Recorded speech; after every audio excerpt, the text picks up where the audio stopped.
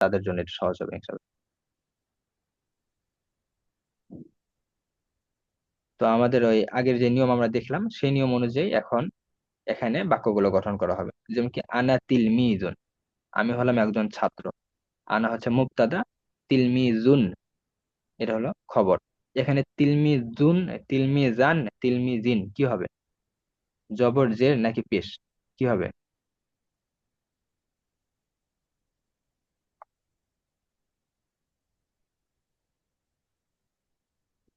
জি, এখানে তিলমিজুন হবে, কারণ এটা হচ্ছে খবর, আর আমরা জানি খবরে দুই পেশ হয়। ঠিক এটাও আনা, এটাও মুবতাদা, মুবতাদাতেও দুই পেশ হয়, কিন্তু এটা যেহেতু মাবনি এই কারণে আনা আনাই থাকবে, এটাতে কোনো চেঞ্জ হবে না।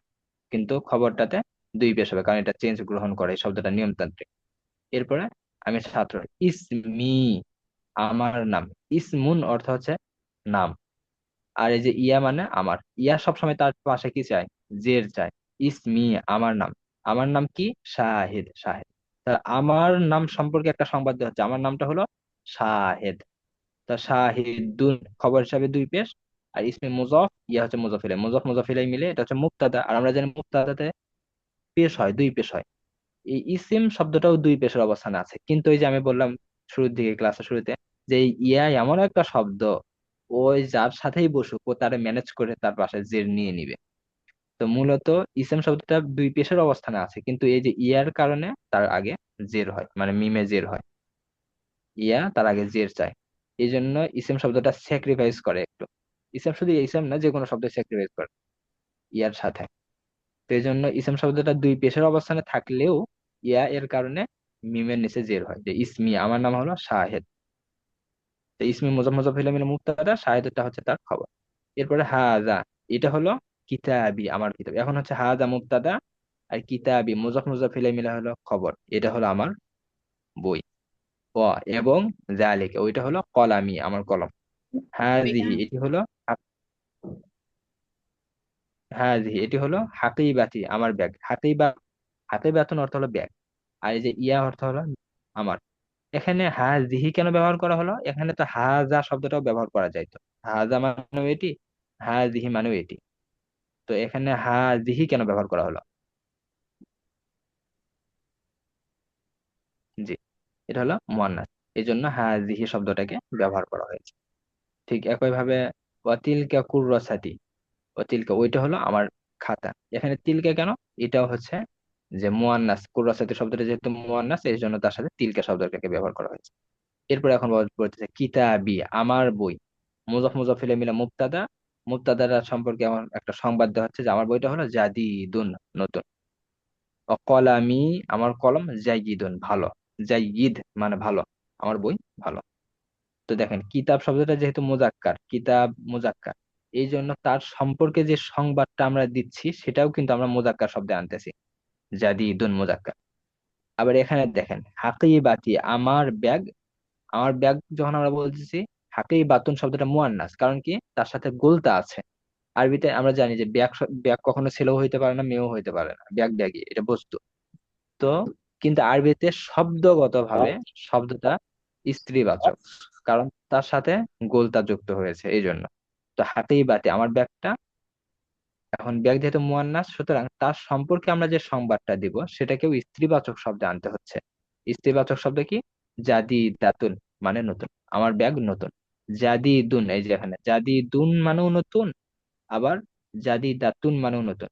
কিন্তু এখানে যাদের দাতুন ব্যবহার করা হলো কারণ হাতেই বাতুন স্ত্রীবাচক শব্দ, এই জন্য স্ত্রীবাচক বিশেষণ এখানে আনা হলো সংবাদ স্বরূপ। অকুর রাসাত, এবং আমার খাতা জাইয়িদাতুন, আমার খাতা ভালো, এইভাবে। এবার ফাতেমা, তো ফাতেমা উখতি, আমার বোন। ও আনা আখুহা, আমি তার ভাই। এখানে একটা বিষয় দেখেন একটু, এই যে দুইটা শব্দ, আখুন এবং আবুন। আখুন এবং আবুন, এটা আমরা এখানে দেখি। এটা কই গেল?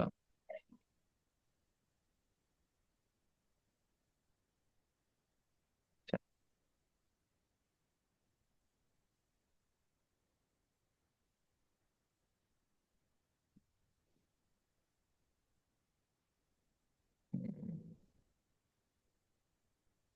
এখানে নিয়ে নিই। এই যে আখুন আছে না, আখুন এবং আবুন এই দুইটা শব্দ একটু ব্যতিক্রম। ব্যতিক্রম কি? যদি আমরা বলি, ধরেন এখানে আমরা যদি বলি যে তোমার মা, তোমার মা, আমরা যদি বলি যে তোমার মা, তাহলে তার আরবি কি হবে? তোমার মা। আমরা জানি তোমার মা বলে তার আরবি হবে উম্মুকা। তার আমরা জানি যে তার আরবি হলো উম্মুকা, তোমার মা। যদি আমরা বলি যে তোমার বোন, তাহলে তার আরবি কি হবে? এটাও আমরা জানি যে আর আরবি হবে কা। অথবা যদি আমরা বলি যে তোমার তার বোন, তখন কি হবে? তার বোন বললে হবে কি? উক্তুহু। উক্তুহু, যে তার বোন, এইভাবে। অথবা যদি আমরা বলতে চাই যে আমার বোন, তখন কি হবে? আচ্ছা, আমাদের বোন তখন কি হবে? উখতু না, আমাদের বোন। আমাদের বোন, উখতু না, আমাদের বোন, এইভাবে। কিন্তু এই যে আবন আর আখন, এই দুইটা শব্দ, এই দুইটা শব্দের মধ্যে একটু ব্যতিক্রম। সেটা কি? যদি আমরা বলতে চাই যে তোমার বাবা, তখন কি হয়? এর সাথে একটা কাব যুক্ত হয়, আবুকা। আবুকা মানে পেশের অবস্থায় একটা কাব ওয়াও যুক্ত হয়। আবুন শব্দের সাথে শেষে একটা ওয়াও যুক্ত হয়। আবু, এমনিতে কি হওয়ার কথা ছিল? এমনিতে এমন হওয়ার কথা ছিল আবুকা, তোমার বাপ। কিন্তু নিয়ম ওইভাবে না হয়ে এই দুইটা শব্দে কি হয়? তার সাথে একটা ওয়াও যুক্ত হয়ে এখানে উচ্চারণটা হয় আমার, যে আবুকা, তোমার বাবা। ঠিক একই ভাবে আখন শব্দের সাথেও, এই দুইটা শব্দ, আখন শব্দের সাথে এটাতে কি হবে? আহুকা, তোমার ভাই। এমন, আহুকা, তোমার ভাই।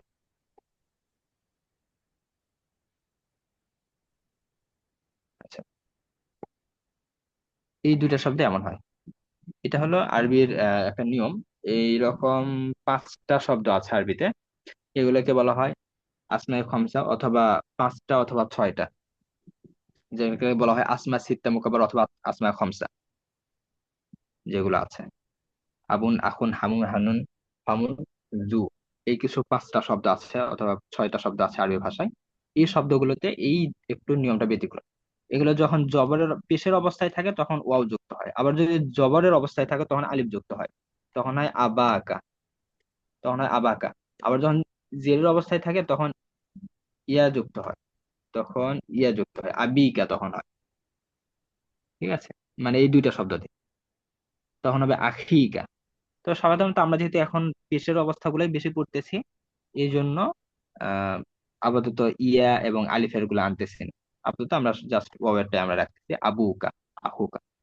ঠিক আছে, তো এটা হচ্ছে আরবি একটা নিয়ম, এই দুইটা শব্দের আর কি। এরকম সর্ব সর্বমোট এই যে বললাম যে 5টা অথবা 6টা শব্দ আছে আরবিতে। সাধারণত এই দুইটাই বেশি ব্যবহার হয়, অন্যান্য গুলো খুব কম। আর একটা আছে জু, ওইটা আমরা ইনশাআল্লাহ যখন ব্যবহার আসবে তখন আমরা দেখবো ইনশাআল্লাহ। আচ্ছা, তো এই যে আনা আহুকা, এমনিতে কি ছিল? আখুন মানে ভাই, তা আখুকা হওয়ার কথা ছিল, কিন্তু ওই যে আরবি ভাষায় এই দুইটা শব্দ একটু ব্যতিক্রম, এই জন্য তার সাথে ওয়াওটা যুক্ত হলো। আখুকা, আমি হলাম তোমার ভাই। ওয়া আনতি, তুমি হলে উখতি, আমার বোন। জালিকাল ওয়ালাদু, জালিকাল ওয়ালাদু, ওই ছেলেটি। আমরা এই নিয়মটা এখনো পড়িনি। আমরা ইনশাআল্লাহ আজকে হয়তো আমি এনেছিলাম, গত ক্লাসেও ছিল, কিন্তু এই নিয়মটা আসলে আহ শুরু করব করে করাই হচ্ছে না। এই যে এখানে যেটা বাক্যগুলো করে সূক্ষ্ম পার্থক্য পার্থক্য, ইনশাআল্লাহ আমরা দেখি আজকে। আজকে কি এই নিয়ম নিয়ে আলোচনা করে আপনাদের জন্য একটু মনে হয় ইয়ে হয়ে যাবে, বেশি হয়ে যাবে, তাই না? যেহেতু আমরা আজকে বেশ অনেক কিছুই আলোচনা করেছি।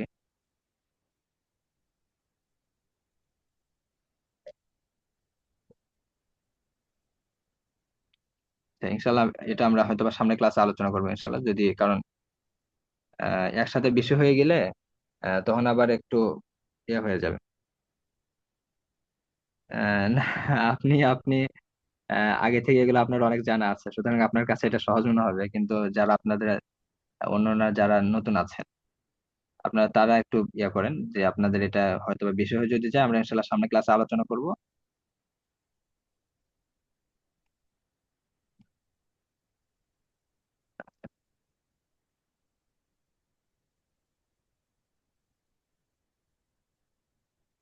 আহ, এখানে অবশ্যই এটা খুব বেশি জটিলও না, জাস্ট হয়তো বা 2-3 মিনিট লাগবে। আচ্ছা, তো আমরা যেটা নিয়ে কথা বলছিলাম এখানে, এটা আজকে যেহেতু এসেছে এই প্রসঙ্গ, আমরা এখানে শেষ করে ফেলি এটা। আপনারা একটু মনোযোগ দেন, অথবা 2-3 মিনিট ইনশাল্লাহ লাগবে, এর মধ্যে হয়ে যাবে ইনশাল্লাহ। দেখেন, কলামুন মানে একটি কলম, এটা আমরা দেখেছি গত ক্লাসে।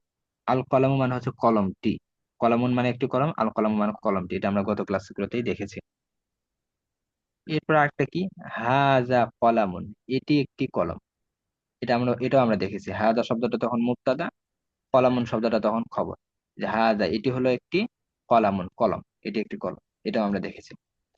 এখন যেটা আমাদেরকে দেখতে হবে এখানে সেটা হচ্ছে যে হাজার পরের শব্দ, অথবা হাজা, হাজি, জালিকা, তিলকা, এইগুলোর পরের শব্দটা যখন আলিফ লাম যুক্ত থাকে, আলিফ লাম যুক্ত হয়, তখন এটা একটু ভিন্ন অর্থ দেয়। যেমন হাজা কলামুন অর্থ এটি একটি কলম, এটা পুরাটা কিন্তু একটা পরিপূর্ণ বাক্য। হাজা মুবতাদা, কলামুন খবর, এটা কিন্তু পরিপূর্ণ একটা বাক্য যে এটি একটি কলম। কিন্তু যখন হাজার পরের শব্দে আলিফ লাম যুক্ত থাকবে, তখন এটা পরিপূর্ণ বাক্য হয় না, তখন একটা বাক্যের অংশ হয়। যেমন কি হাজাল কলামু মানে হলো এই কলমটি, হাজা কলামুন মানে এটি একটি কলম, মুবতাদা খবর মিলে পুরো একটা বাক্য হয়ে গেল। কিন্তু যখন হাজা, জালিকা, হাউলাইকা, এরপরে এই জাতীয় যে শব্দগুলো আছে ইসমে ইশারা, ইসমে ইশারার পরের শব্দে যদি আলিফ লাম যুক্ত থাকে, তাহলে এটি একটা বাক্যের অংশ হয়, পরিপূর্ণ বাক্য হয় না। হাজাল কলামু অর্থ হলো এই কলমটি। এখন এই কলমটি কি হয়েছে? নতুন, পুরাতন, ভাঙান, কি হয়েছে সেটা একটা, এখন একটা সংবাদ দেন যে হাজাল কলামু, এই কলমটি, এর সম্পর্কে এখন একটা আমরা সংবাদ দিচ্ছি যে জাদিদুন, এই কলমটি নতুন, অথবা এই কলমটি পুরাতন, অথবা এই কলমটি দামি, এরকম। তো হাদাল কলামু, তখন এই ইসমে ইশারা এবং তার পরবর্তী শব্দ মুশারুন ইলাই বলা হয়, ইসমে ইশারা এবং মুশারুন ইলাই মিলে, এই দুইটা মিলে তখন হবে মুবতাদা, এবং তারপরে যেটা আসবে সেটা হবে তার খবর। তাহলে ইসমে ইশারার পরবর্তী শব্দ যদি আলিফ লাম যুক্ত না হয়, তখন সেটা মুবতাদা খবর মিলে পরিপূর্ণ একটা বাক্য হয়। কিন্তু ইসমে ইশারার পরবর্তী শব্দ যদি আলিফ লাম যুক্ত হয়, তাহলে ইসমে ইশারা এবং তার পরবর্তী শব্দ দুইটা মিলে মুবতাদা হয়, এবং তারপরে খবর হয়। যেমন কি হাজাল কলামু, এই কলমটি জাদিদুন, নতুন। বুঝে এসেছে কি বিষয়টা? কারণ কি এটা বুঝতে অসুবিধা আছে?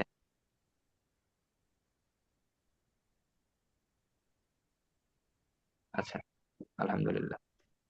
তো ঠিক এই নিয়মে এখানে যেটা আমরা দেখতেছি যে জালিকাল ওয়ালাদু, যদি আমরা বলতাম ওয়ালাদুন মানে হচ্ছে ছেলে, ওয়ালাদুন মানে ছেলে। আচ্ছা, আচ্ছা, আমরা এই যে এখানে আরেকটা দেখি।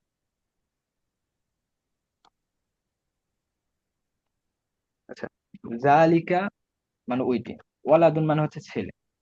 আমরা এখানে দেখি এটা, যেরকম হচ্ছে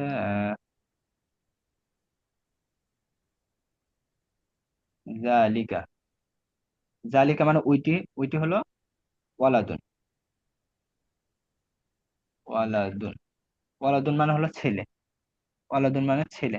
তো জালিকা ওয়ালাদুন মানে ওইটি একটি ছেলে, বা ওইটি একটি বালক। ওয়ালাদ মানে বালক বলা যায়।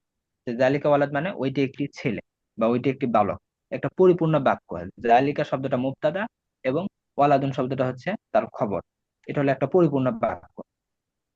কিন্তু জালিকার পরবর্তী শব্দটা যদি, জালিকা মানে হাজা, জালিকা, যতগুলো ইসমে ইশারা আছে, এগুলোর পরবর্তী শব্দটা যদি আলিফ লাম যুক্ত হয়, আলিফ লাম যুক্ত মানে এই যে জালিকাল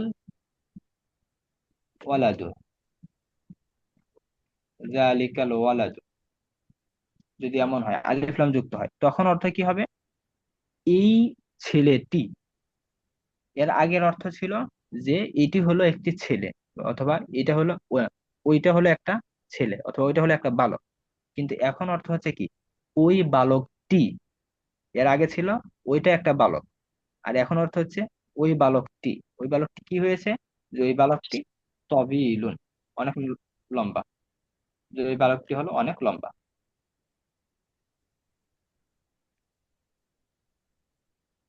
ওই বালকটি অনেক লম্বা। তাহলে জালিকাল ওয়ালাদ ইসমে ইশারা এবং তার পরবর্তী শব্দ মিলে মুক্তাদা, তার সম্পর্কে একটা আমরা সংবাদ দিচ্ছি যে তবিলুন, ওই বালকটি হলো লম্বা। অথবা আমরা বলতে পারি যে ওই বালকটি হলো জায়েদ, যে ওই বালকটি হলো জায়েদ, যে ওই বালকটি হলো জায়েদ। তাই ওই বালক সম্পর্কে আমরা সংবাদ দিচ্ছি যে সেটা হলো জায়েদ।